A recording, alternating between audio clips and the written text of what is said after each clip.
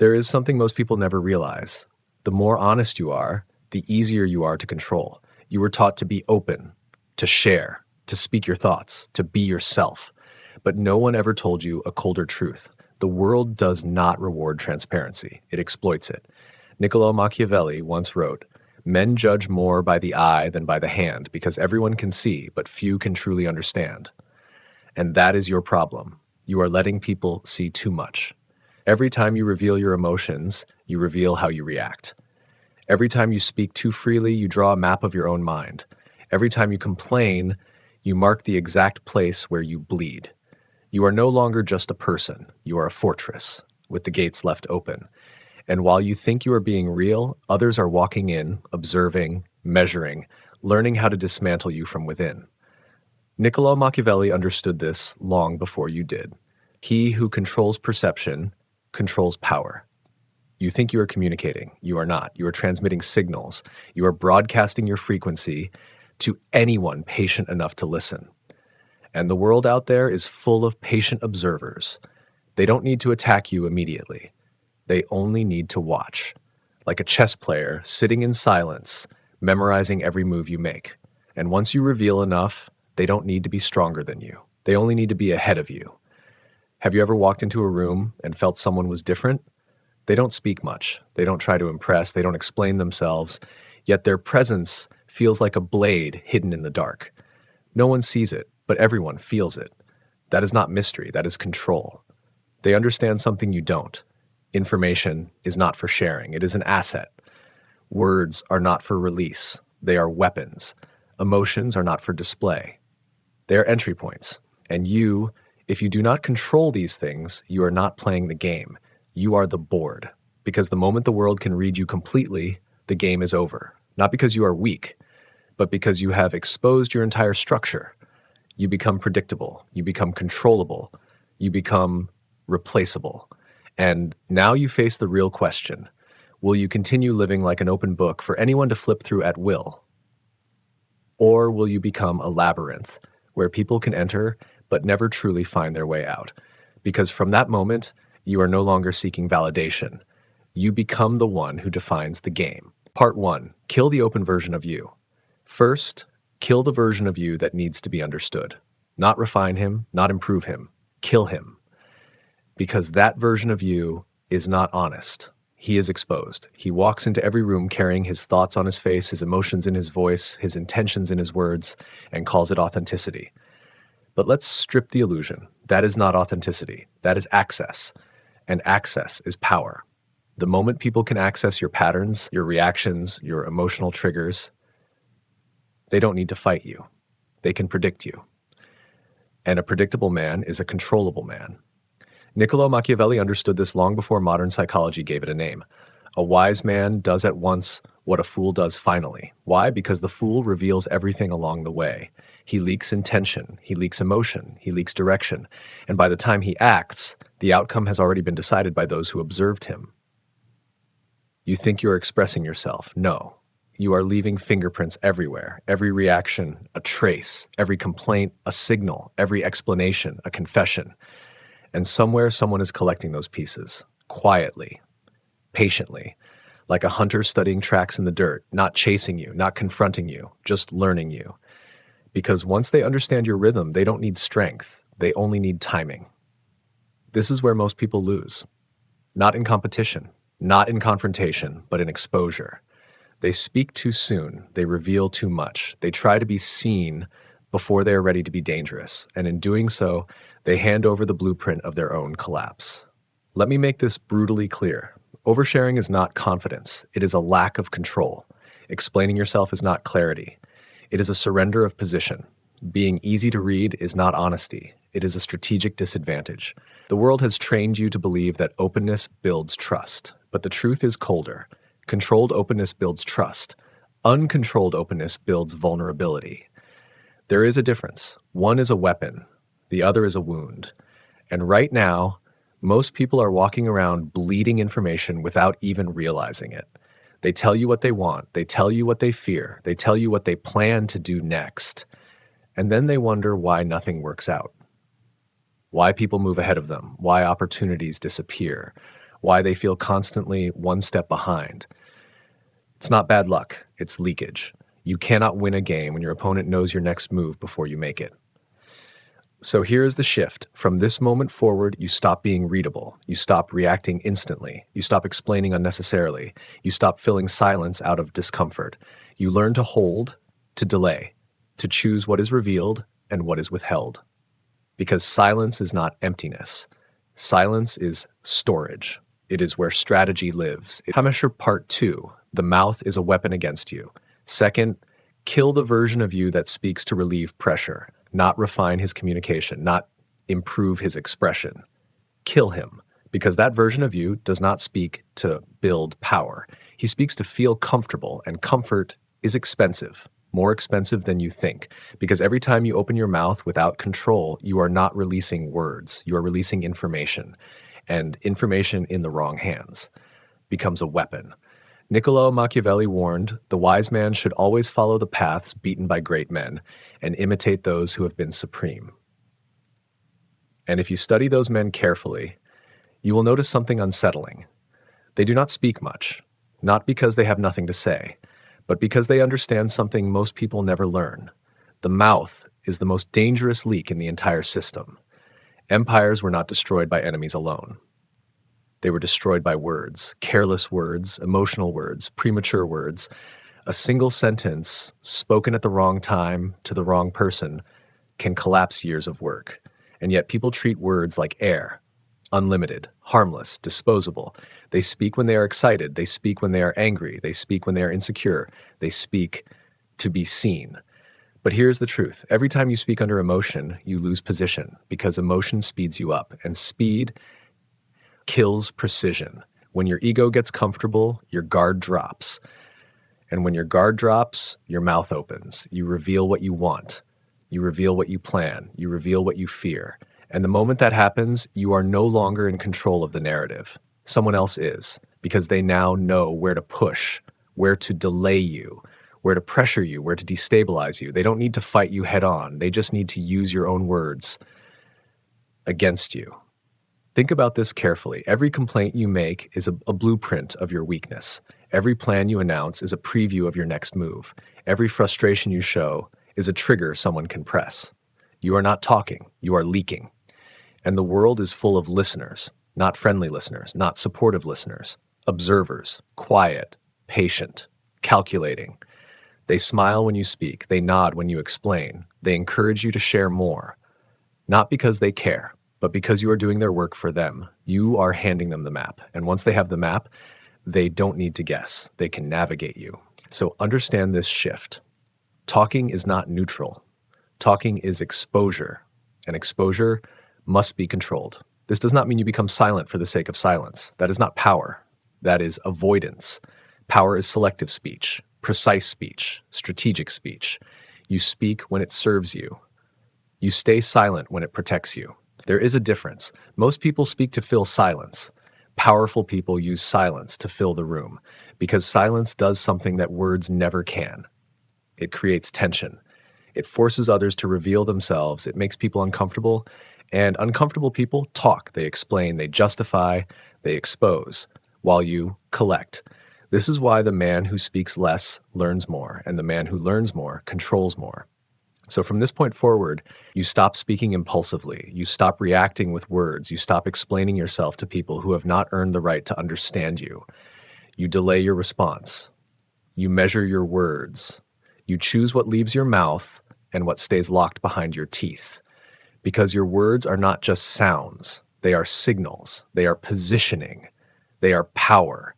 And once they leave you, you cannot take them back. So treat your mouth like you would treat a loaded weapon. Not something you use casually, not something you wave around, something you control, something you aim, something you use only when the outcome matters. Because in this game, part 3, emotions are entry points. Third, kill the version of you that reacts, not the one who feels, the one who shows. Kill him, because that version of you is not human in the way you think. He is exposed infrastructure. He is a system with open ports. And every emotion you display without control is an entry point. You were taught that emotions are strength, that expressing them is courage. that showing your anger, your fear, your excitement makes you real. But let's cut through the lie. Uncontrolled emotion is not strength, it is access, and access invites intrusion.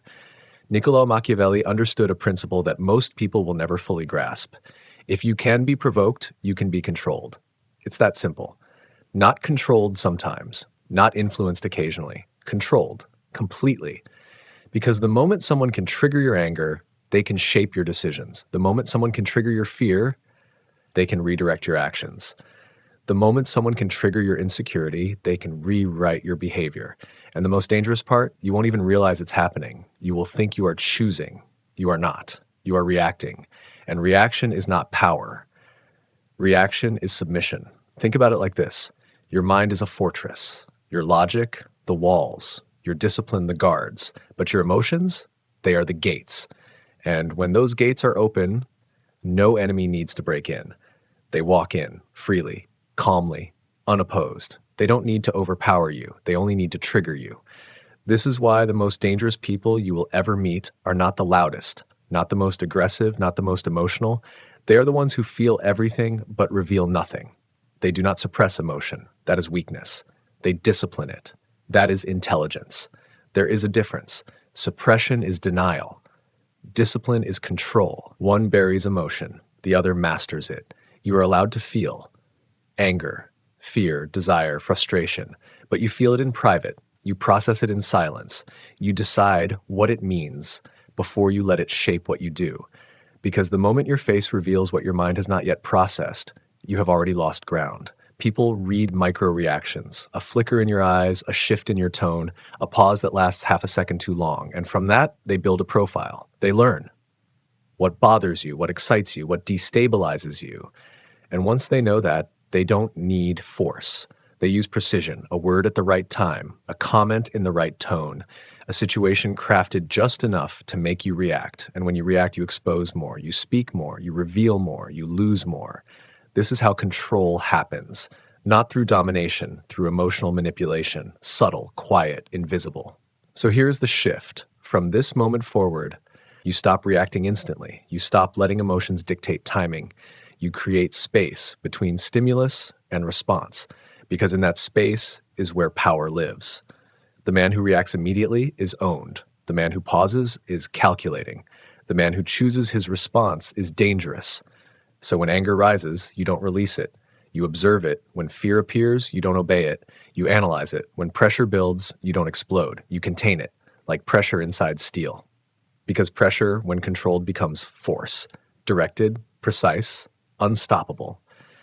And here's the final truth most people will never accept. Your emotions are not your identity. They are tools, and tools are not meant to control the hand that holds them. They are meant to be used. So build the cage, not to imprison your emotions, but to protect your control.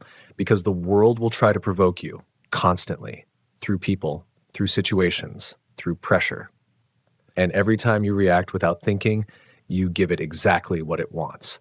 Access. So don't. Feel everything, but show nothing. Part 4. Strategy over impulse. Fourth, kill the version of you that moves without a map. Not the one who takes action, the one who reacts. Kill him, because that version of you is not decisive.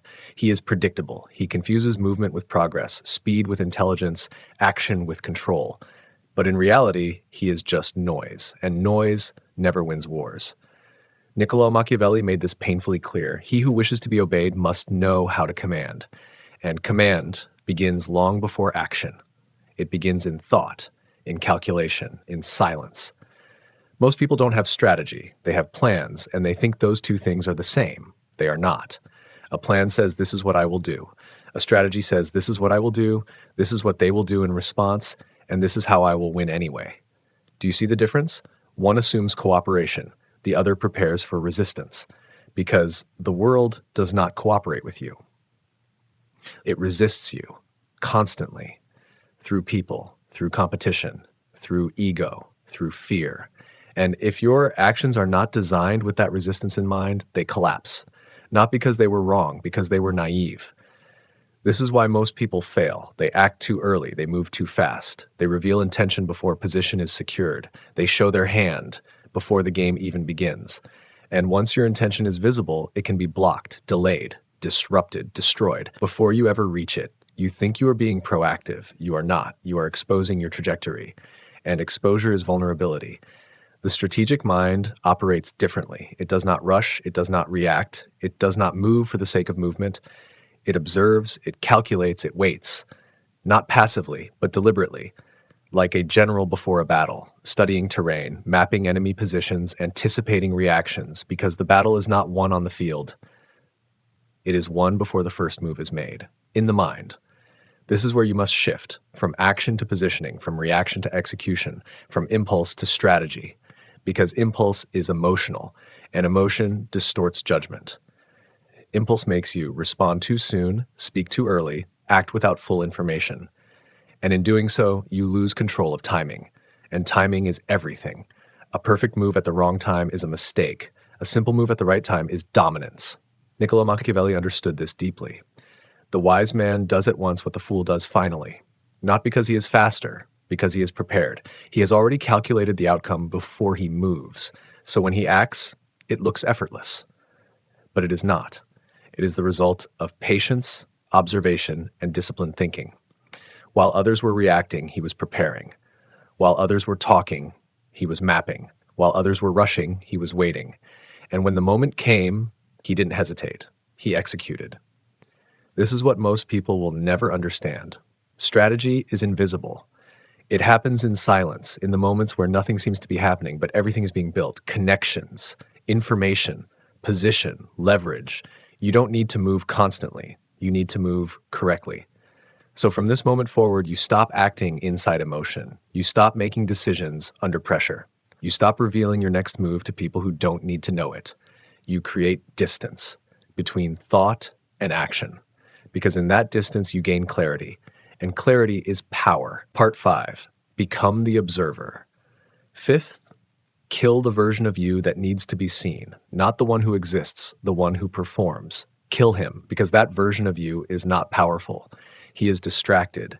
He walks into every room thinking, what should I say? How do I look? How do I impress? And while he is busy projecting, he is missing everything, because power does not come from being noticed. It comes from noticing. Niccolò Machiavelli understood something most people never train. The first method for estimating the intelligence of a ruler is to look at the men he has around him. Why? Because observation reveals truth, not words, not performance, not intention. Truth lives in patterns, in behavior, in reactions, in what people do when they think no one is watching. And that is where you must shift, from being the one who speaks to the one who sees. Because the moment you stop trying to control how others perceive you, you gain the ability to read how they actually are. And that is leverage. Most people walk into a room and compete for attention. They talk first, they react fast, they try to dominate the conversation, but in doing so, they expose everything. Their insecurities, their ambitions, their fears. They tell you what they want. They tell you what they hate. They tell you who they are trying to be. And they don't even realize it, because they are too focused on being heard to notice they are being read. This is your advantage. You don't need to ask. You don't need to interrogate. You don't need to force information out of anyone. You just need to be still and let them reveal themselves. Because people cannot tolerate silence. Silence creates pressure, and pressure makes people talk. They fill the space. They explain. They justify. They overcompensate. And every word they volunteer is data. Every reaction is a signal. Every inconsistency is a crack. And if you are paying attention, you start to see patterns. Who gets defensive, who seeks approval, who hides insecurity behind confidence, who is driven by ego, who is driven by fear. And once you see those patterns, you don't just understand people, you predict them. This is where real control begins, not through force, through understanding. Because if you know what a man truly wants, not what he says he wants, but what he needs, you hold something over him that cannot be bought, leverage, and leverage is power. But here's the deeper layer most people miss. Observation is not just outward, it is inward. The true observer does not just study others, he studies himself, ruthlessly, without excuses, without comfort, without illusion, because you cannot read the room if you cannot read yourself. You cannot control perception if you are blind to your own patterns. So you watch yourself. When do you react too quickly? When do you seek validation? When do you lose control of emotion? When do you speak just to fill silence? These are your weaknesses, your blind spots. And if you don't identify them, someone else will, and they will use them. So you observe, not to judge, not to criticize, but to understand, because understanding gives you control, control over your reactions, control over your decisions, control over your positioning. And once you control yourself, you become very difficult to control from the outside. This is why the observer is dangerous, not because he is aggressive, not because he is loud. Part 6, control your circle. Sixth, kill the version of you that lets everyone in and not the one who connects, the one who doesn't discriminate. Kill him, because that version of you is not kind. He is careless. He believes everyone deserves access, everyone deserves trust, everyone deserves proximity. And because of that, he builds nothing, because a kingdom with no gate is not a kingdom. It is an open fields, get conquered. Niccolò Machiavelli said it without hesitation. A prince is judged by the company he keeps, not by his intentions, not by his effort, not even by his victories, by his circle. Because your circle is not just who you spend time with. It is your environment, your pressure system, your standard, your ceiling. And every person you allow close to you is either expanding that ceiling or lowering it. There is no neutral. Let's remove the illusion. Not everyone around you is your ally. Some are observers, some are competitors, some are quiet anchors, pulling you down slowly, consistently, invisibly. They don't attack you directly. They don't confront you. They just exist in your space and drain you, your time, your focus, your clarity, your ambition. And because they are familiar, because they have always been there, you don't question them. You tolerate them. And tolerance is where decay begins. There is always the one who celebrates you publicly, but diminishes you privately. The one who laughs when you fail and goes silent when you win. The one who gives you advice laced with their own fear. Be careful. Wait a little longer. Maybe it's not the right time. Not because it's true, because your movement exposes their stagnation. There is the one who knows your weaknesses and presses them precisely when you are most vulnerable. Not always consciously, but effectively. And then there is the most dangerous one of all, the one who adds nothing, builds nothing, pushes nothing forward, but consumes everything, your energy, your time, your attention, slowly, quietly, relentlessly, and you keep them around out of habit, out of guilt, out of the fear of being seen as cold. But understand this, keeping the wrong people is more destructive than having no one, because they don't just fail to elevate you, they limit you every day in ways you don't even notice. They shape your thinking. They normalize mediocrity, they make you comfortable with less, and comfort kills ambition. So here's the shift. You stop thinking in terms of friendship, you start thinking in terms of alignment. Who sharpens you, who challenges you, who expands your thinking, who moves with direction, and just as important to you, who distracts you, who subtly pulls you off course. Once you see it, you cannot unsee it. And once you cannot unsee it, you must act, not with drama, not with confrontation, not with explanation. Niccolò Machiavelli never advised unnecessary enemies. He advised repositioning. You don't cut people loudly, you reduce access, you create distance, you become less available, less reactive, less conclusion, become unreadable. And so we arrive here, not at the end, but at the line most people will never cross, because everything you've heard up to this point is not advice, it is a filter. A separation between two types of people, those who need to be seen and those who control what is seen, those who react and those who decide, those who expose themselves and those who become unreadable. Niccolò Machiavelli never wrote for comfort. He wrote for clarity, and clarity is rarely gentle. It forces you to see something most people spend their entire lives avoiding. You are not losing because you are weak. You are losing because you are exposed. You speak too much, you react too fast, you reveal too early, you trust too easily. And in doing so, you give the world everything it needs to move against you. But the moment you understand this, everything changes. Not externally, internally. You stop chasing validation. You stop explaining yourself. You stop reacting to every stimulus thrown at you. You begin to hold, to observe, to calculate, to choose. You become quieter, not out of fear, but out of control. You become harder to read, not out of insecurity, but out of strategy. And slowly, something shifts. People hesitate around you. They second guess their assumptions. They reveal more than they intend because they cannot map you. And what cannot be mapped cannot be controlled. This is where power begins, not in dominance, not in aggression, but in ownership. Ownership of your words, ownership of your emotions, ownership of your timing, ownership of your presence. You don't need to be the loudest in the room. You don't need to prove anything. You don't need to win every interaction because you are no longer playing for moments. You are playing for position. And position is built in silence. So from this point forward, you move differently. You speak with intention. You feel without exposure. You observe without revealing. You act without announcing. You become something the world rarely encounters, a man who cannot be read, not because he hides, but because he chooses. Chooses what is seen, chooses what is said, chooses what is known, and everything else remains under his control. So don't chase power. Don't try to force it. Don't perform it. Become it. Quietly, deliberately, relentlessly. Because in a world built on noise, the one who masters silence does not follow the game. He defines it.